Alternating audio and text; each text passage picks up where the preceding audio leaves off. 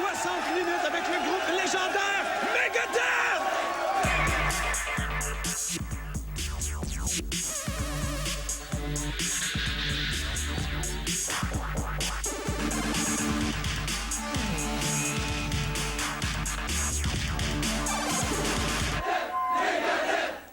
Après plus de 2 décennies de carrière en musique et un nouvel album, Megadeth est ici dans nos studios pendant 60 minutes. On va jaser avec eux un petit peu plus tard, mais pour le moment, on commence ça en prestation. Voici Sleepwalker!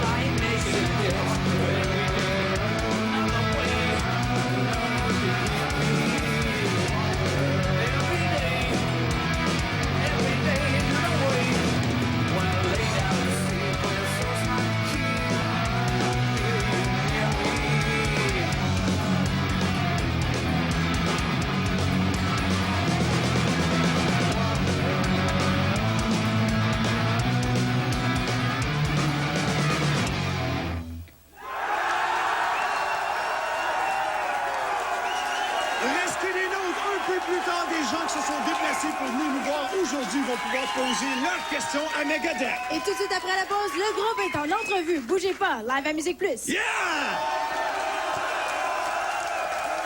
Megadeth live à MusiquePlus, ça se poursuit. C'est vraiment un plaisir et un privilège d'avoir ce groupe légendaire avec nous aujourd'hui. On va aller rejoindre Shelly qui est justement sur la scène avec les boys. Merci, Reg. Welcome, guys. Welcome.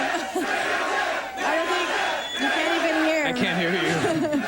Your fans are so happy to see you. Hello. This guy's red. It's gonna explode. Yeah. Thank you so much for stopping by. You're welcome. Very, very happy to have you here. As you can see, your 11th album, United Abominations, is out, and also, I mean, it's kind of weird because at one point we were thinking that we would not have a next album for Megadeth after System Has Failed. So what changed that? Well, after my arm had gotten injured, I didn't know if I was going to play again, and The System Has Failed was actually a solo record, and I found out in the middle of doing that record for my publishing company that in order for me to go forward as an artist, I owed them another Megadeth record, and I took the risk of changing it back to a Megadeth record. Bottom line is it sounds like a Megadeth record, and I fulfilled my commitment, but then when I met Glenn, we started playing together, and then his brother came into the picture, and we had another bass player at the time, and just playing with Glenn and Sean was so rewarding for me, playing with people again who really love to play music, and just excited me. I started, besides the terrible music that Glenn listens to on his iPod, you know, I listened to some of the stuff and it really excited me again because he's listening to stuff like, you know, Barbecued Babies and, you know, stuff like that. And one of the things he was listening to that inspired me, actually, I can't believe I'm saying this, was Celtic Frost. And, wow, yeah. and we just got excited, and then James came into the picture and everything just kind of came together again. So going into United Abominations, it was just a no-brainer. I remember I was in Argentina when I made the decision that we were going to continue on, and as soon as we started playing together, it just felt right when the four of us finally came together for this record. Okay, it was natural. It was organic. Organic, yeah. Well, I don't know. It was just natural. Yeah, that's a good word, organic. You just felt it. I don't know. I'm adding to your. But how would you describe this album then? Could you compare it to previous Megadeth albums? Well, for me, it's kind of a step back in time a little bit because it's more about the guitar and it's more about the riffs. And I've kind of gotten into a period where the record company I was with, Capitol Records, had wanted us to continue to follow the success of Countdown to Extinction. After that came out, it was #2 in America. Euthanasia came out, it was #4 in America. And if you're in a record company, face it, you want to sell records. So if you've got a big dog in your kennel and you're saying, okay, this is a winner, let's continue to make them do the same thing. Well, I wasn't good at being made to do anything. So after a while, I just said, I don't want to do this anymore, and I went back to what I feel the best about, which is kicking on guitar. You know what I mean?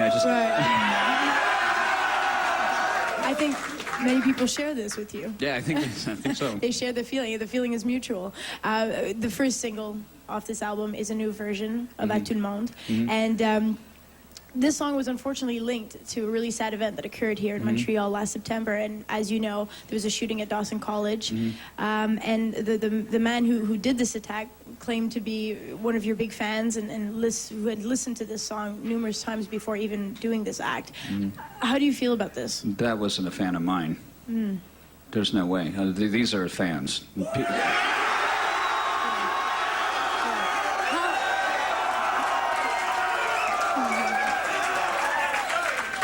How did you react when you first heard that news? I was pissed. Montreal has meant so much to me. I remember when you had the ice storm many, many years ago, we'd had a concert and we said, we're going to make all these backstage passes available to the fans if they will bring food and blankets for the shelters because the city was shut down. And me being an American and coming up here when there were Americans in the bands and we didn't have the fact half of Megadeth is Canadian now, but at that point it was all an American band.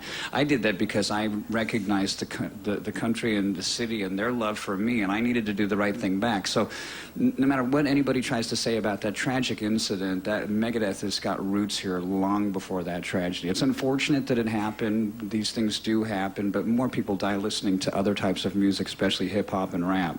Yeah, that's very true.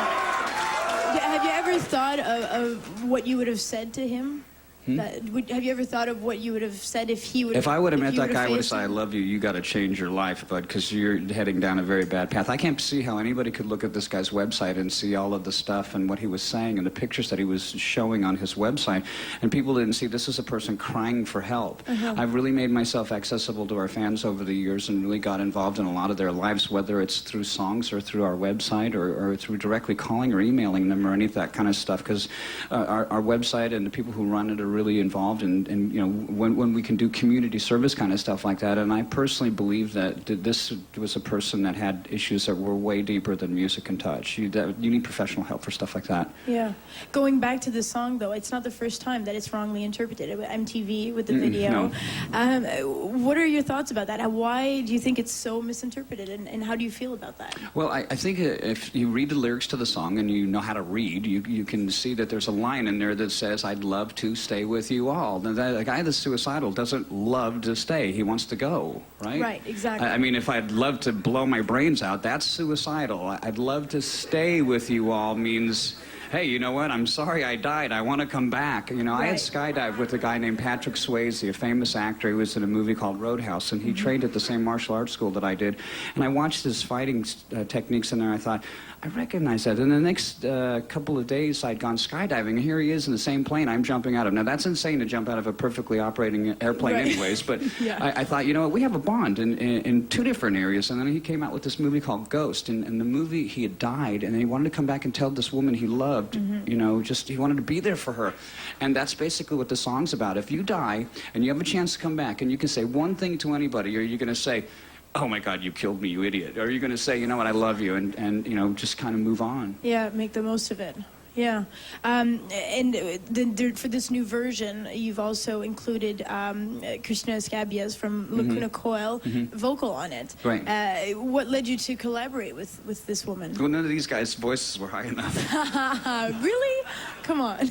Well, when the song basically got banned by MTV in America, the radio stations in MTV followed MTV2. I mean, the radio stations in America followed MTV2. So the song pretty much didn't get its chance. And besides it being a fan favorite and a lot of people identifying with the song, it just really never got the exposure that it did. And living with that, it just continued to eat at me. And I thought, you know what, it would be really great at some point to try and work this song back into some kind of reintroduction to the world instead of just letting it kind of fall on the floor because MTV didn't like it. Yeah. And it wasn't that they didn't like it, they just didn't want us to use the director that we did, and the manager that we had at the time had tried to trick them and said that it was a different director. They got pissed and banned it. So when the opportunity came to redo the song, I thought, you know, it'd be great to have a duet. And we had a couple of different girls that we thought about, and when Christina came in, it was absolutely perfect.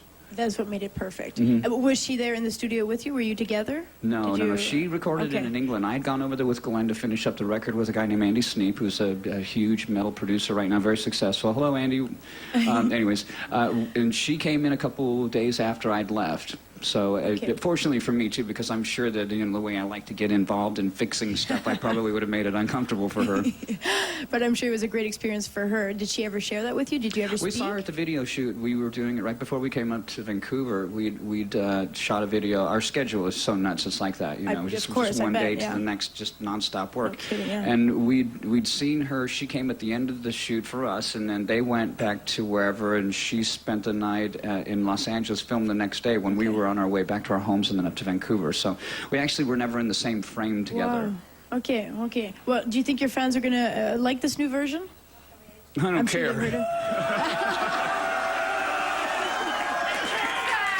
They love that answer. That's what they love. Well, speaking of your fans, we have Reg here, who's with one of them for a question for you guys. Guys, first of all, it is a pleasure to have you guys with us in the studio today. Thank you very much. I think everybody here shares that as well. I'm with Steve, and Steve has a question for you guys. Okay. Hi, Dave. Other than Megadeth, who do you think is a band to pay attention to right now? A band to pay attention to right now, besides us? Yes. Other than Megadeth. Yes. I'm sorry? Other than Megadeth. Other than Megadeth? Nobody. Ask these guys. Do you concur, guys? Do you concur? I absolutely agree. It's unanimous. Thank you. We also have another question here, Steve. So we got George that's with us as well. George, what's your question for Megadeth?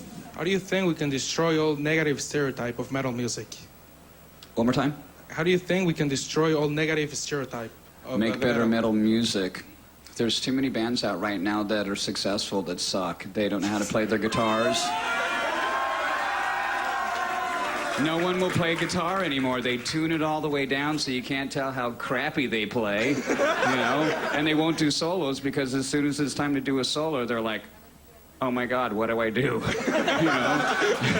So I think that the most important thing is for you, the consumer, the metal fans, to be more discriminate about who you support. And as far as heavy metal and as a whole, we've become so many different weird little pockets. Like there's goth and speed and thrash and core and black and white and this and that. And there's so many different metal groups. To me, just because I'm an old bastard, I look at heavy metal as being like just one big group of people that just really need to be entertained. That's great. Thank you very much. You're welcome. Thank you very much, guys. You guys are going to stick around. Yes, We're we going to are. talk to you a little bit more, and also you're going to be performing for us. Yes, we will. Thank you very much. Restez avec nous après la pause. Live à MusiquePlus, Megadeth.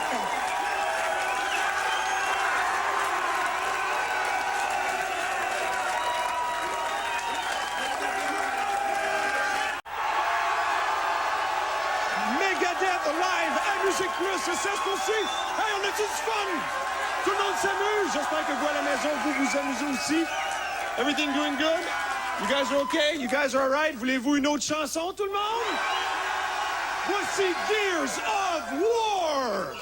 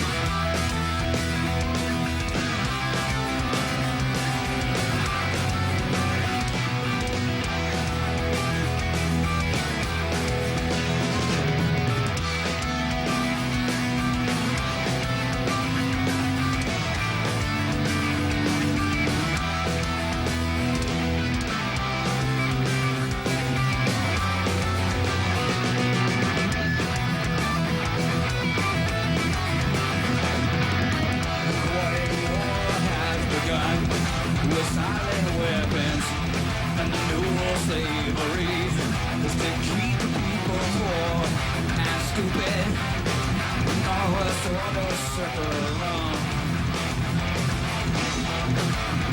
How can there be any logic in biological war? We all know this is wrong, but the new world is beating down the door. Oh, something needs to be done. There was a king, an evil king, trans the wickedest of dreams, an ancient mystery. No Robin Hood is open. 7 years of famine. The world at the doors, 50 years ago. Life that was and is no more. The word predicts the future, tells the truth about the past, how the world leaders would name the new pharaoh. Ain't lost king to the throne. Washington is next. Disengage their minds, sabotage their health, promote sex and war and violence, and the king of God is blame the parents and teachers. New acquaintees. Attack the church dynamic. Attack the family. Keep the public from discipline. Till nothing left is sacred. The have-nots get hooked and have to go to the house. Just a cop of it. I am a king, an evil king. I think the wickedest of dreams, an ancient mystery. Nobody could interpret. 7 empires falling. The world at my door is predicted years ago. Life that was and is no more. The word predicts the future, tells the truth about the past and how the world is waiting to usher in the world power to modern Rome. Washington is next.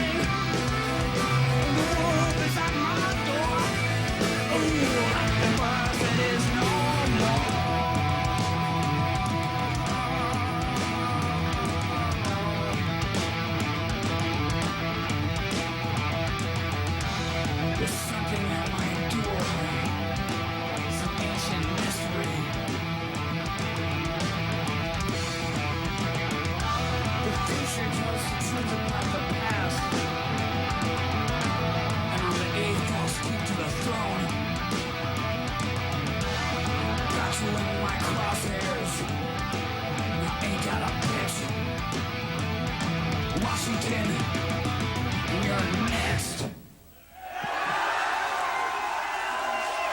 Restez avec nous tout de suite après la pause. Megadeth répond aux questions de son public. Bougez pas, live à MusiquePlus.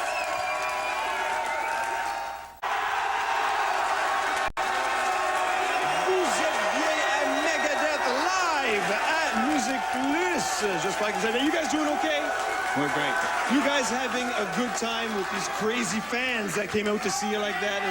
Yeah, it's fantastic. It feels good. I'm going to have my chance to talk to you guys a little bit more, but we're going to let your crazy fans ask you guys a few more questions. Let's go join beautiful Shelly. She's got she's with some fans that have some questions for you guys. Merci, Reg. Yes, we have Stefan here who has a question for you guys. I was just wondering why you decided to choose Argentina for the new DVD that one night to film it. Well, I can't sit up here and say I have so much integrity if I don't follow through with the things that I say. And unfortunately, back in 2001, before the towers were hit in America, we were scheduled to go down there and play a concert, and we were going to record that. Now, we recorded a long time ago in Argentina. It's a mad audience. I mean, it's equivalent to Montreal, but we hadn't really, you know, the situation for us to come up here and record, it wasn't the same because, you know, it was already set up down there. And frankly, you know, when the towers got hit, we had some cowards on our staff that had said they weren't going. And we can't take a guitar player down there without a guitar tech. Now, it wasn't my tech, so you do the math, you can figure out who the chicken was. Thank you. We have Max here who also has a question for you guys. Hi. Après une carrière si bien remplie, est-ce qu'il y aurait quelque chose que vous auriez fait différemment? Can you answer that one? No. After such a successful career, is there anything that you'd go back and change? I would like to say goodbye to Gar Samuelson before he died. And I mean, there's certain things that I wish I would have done differently, but to be right here with you right now, if I changed anything, I wouldn't be here. So, I mean, it's just one of those stupid Hollywood kind of things. You know, if you go back and you change something, who knows? I could have 10 kids. Which you don't. No. No. Okay, bonjour, ça va bien? Bonjour, oui. Ton nom? Xavier, Xavier's here for you guys. I'd like to know what's the importance of the artwork and of Vic Rattlehead to the vision of the band? I guess that's my question again, huh? Come on, baby. Sorry, these guys are just sitting here doing nothing. You know, we learn something new Love every you day. too. Go on, Dave. Well, the beginning was Vic Rattlehead. There's a song called Skull Beneath the Skin from the first song. I was thinking about getting a tattoo, so I had drawn this little image of see no evil, hear no evil, speak no evil, and had done this elaborate thing. And then I thought, you know what, you don't stick a bumper sticker on a Mercedes-Benz, so you don't, I'm not going to get a tattoo. I don't have a tattoo, and you know, I have nothing against body art, but it was a phase I went through. And then we tried to use it for the first record cover. We were with a record company called Commande, and the artwork came back, and it was a plastic skull with pickles and ketchup all over it, and it looked nothing like my ideas. So by the time we got to the second record, we were with a different record label, and we could afford to do the artwork right and have them see my vision. All right, well, thank you very much. Thank you. Thank you very much. Reg, c'est à ton tour. T'as des questions. Excellent. Thank you very much. It's my turn to talk to you guys a little bit now. You touched upon it a little bit with Shelly earlier on, talking about the new album that's out now. First record with Roadrunner Records. Talk to me a little bit about why you chose that record company and how it's been since you've been a part of that family. I think more importantly is how come Case tried for 25 years to get me to sign to him. He was the first guy that ever talked to me when I first decided I was going to be playing music. He came over to Los Angeles when I was working in a rehearsal studio. Megadeth had just started, and I said, no, you live in Holland. You're too far away. You know, if I want to come over there and yell at you, I've got to fly across the Atlantic Ocean. And it's ironic the way that the whole thing has come full circle to where I'm, you know, at this point in my career, I'm with this label. And then there's a lot of labels in America that say they understand heavy metal, and they've got a lot of great bands on their labels, but you know, they're not there for long because they really don't understand the animal that heavy metal is. You know, it's a sense of community that we all have, and we really need to stick together. And when bands start changing and morphing as they grow up and as they get mature with their music and stuff like that, sometimes labels can't understand that. I feel right now we're really understood, and we're with people who, I mean, face it, if you've got Slipknot and you've got Nickelback, you certainly should know how to do something in the middle, where Megadeth kind of falls in. Yeah. So now was the right time? You're saying like it could have happened, you know, 25 years ago, 15, 10, well, now was the right time? It probably would have been better if it happened 2 records ago and we never went to Sanctuary, but, you know, you live and learn. I mean, if you can't take a mistake and turn it into an opportunity to make yourself better, then you're not really learning anything. Time to get the other guys involved a little bit. Thanks. You mentioned it quickly just now, but for the people who might not know, there is some Canadian blood in Megadeth. Talk to me a little bit about how that all happened. Well, for me, there was a couple of guys that had referred me to Dave, just because they knew of some past stuff that I had done. and figured that it might be a good match for the band. I was put in touch with Dave, and then sent him some video material of me playing a couple of Megadeth songs, and he seemed to like what he was seeing, and kind of went from there. So, yeah. And then along came Sean. I came in 6 days before the tour. Okay. Totally blindsided, and which actually, looking back, I'm glad it happened that way. Within 12 hours, I was on an airplane to Arizona, and just thrown it right into the situation, and never looked back. And it's been a fantastic ride. They're not explaining it as good as they should be told. Okay. Glenn, I found through our webmaster. They sent me a video of Glenn. Actually homeless in Los Angeles. This is why Dave answers all the questions. Glenn said they sent me an email of him, a picture of him, and then I saw a video of him, and I thought, this guy's perfect for the band. And then we had a guy named Nick Menza that had tried to come back and play with us, and it just didn't work out because we needed a drum tech at the time, and Glenn had said that Sean had done some drum tech for him when he was in King Diamond. So Glenn and I called Sean up, and Nick is in there, and Nick goes, oh, I don't even want to effing know you. And I just went, oh my God. And then Glenn took me outside, and he says, I can't play with Nick. And I said, I agree, I fired him once. You know, and then we called Sean. He came out 4 days of rehearsal, drove to Reno with me on the 5th day, 6th day. He's headlining in Megadeth, and he tells me after the concert, this is my 3rd show ever. Now, you think I wanted to kill him? Oh my! Something you don't want to hear before he plays, right? I guess afterwards was a bit better. No, it wasn't. No? Been ridiculous. I was wondering, looking back and reading up on Megadeth through all the years, with all the lineup changes and everything that's gone on with the band, what was the secret to keeping the Megadeth spirit alive? Firing people.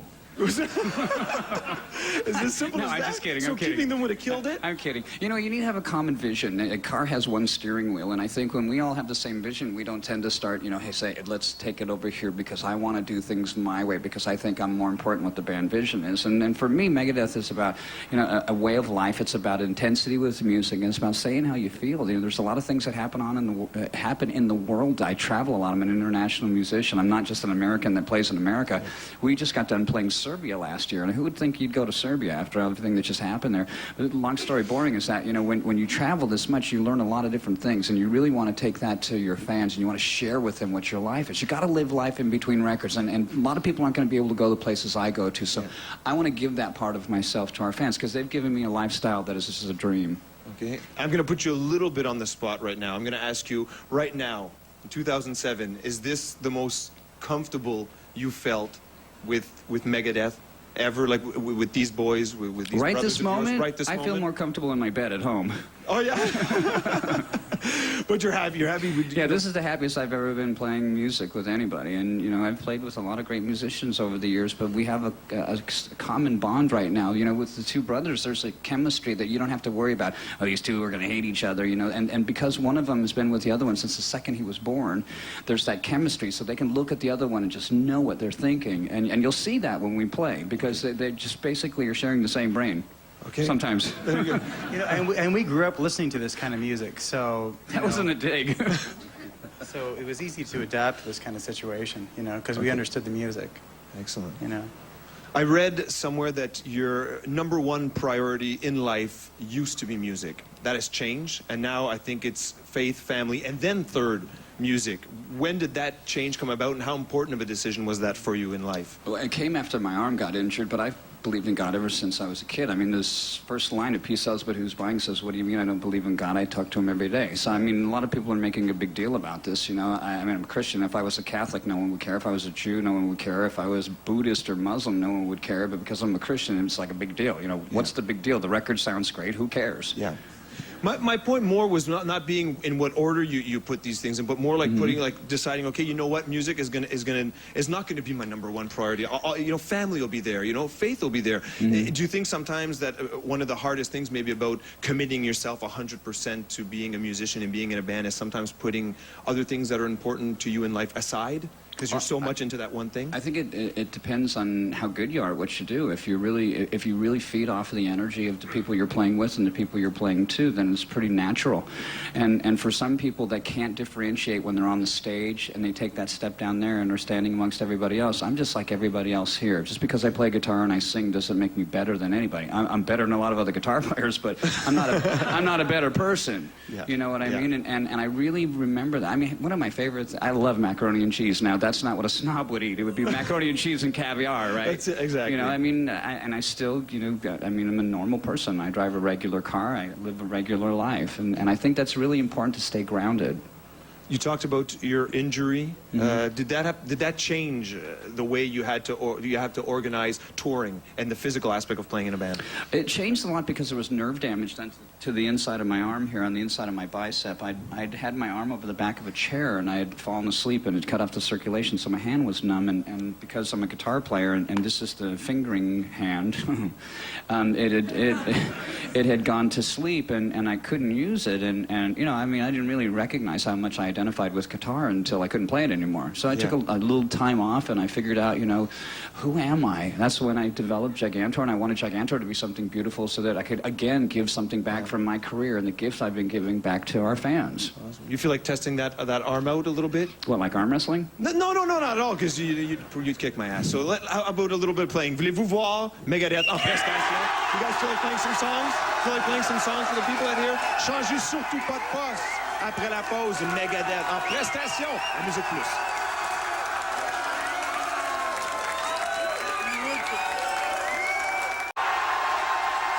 C'est complètement malade dans les studios de MusiquePlus. Hey, on s'amuse tout le monde! Beaucoup de plaisir aujourd'hui avec les boys de Megadeth. Ils vous offrent maintenant leur premier extrait de leur nouvel album United Abominations. Pour vous, une nouvelle version de À tout le monde. Les voici.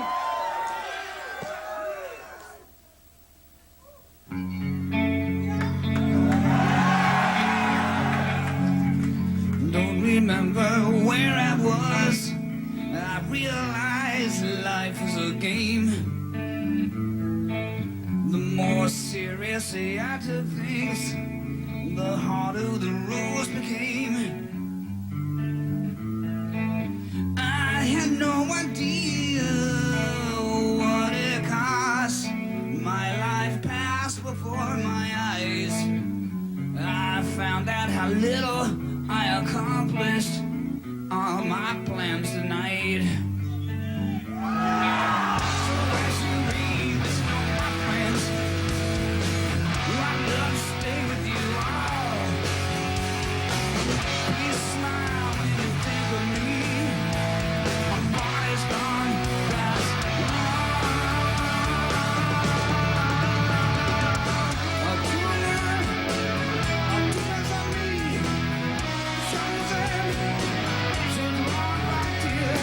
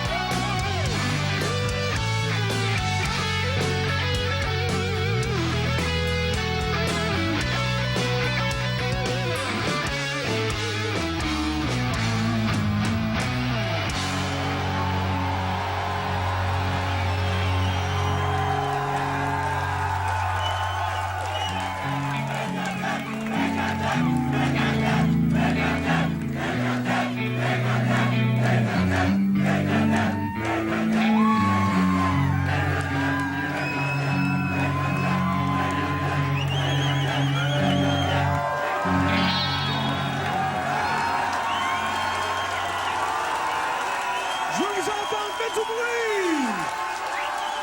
Thank you very much, guys. Thank you very much. A pleasure and an honor. Thank you very Thank you much. so much. Merci, thank you. Merci à tout le monde à la maison qui nous a écoutés. Merci à vous, notre public. Vous êtes fantastiques. C'est déjà terminé, malheureusement. Bye, tout le monde.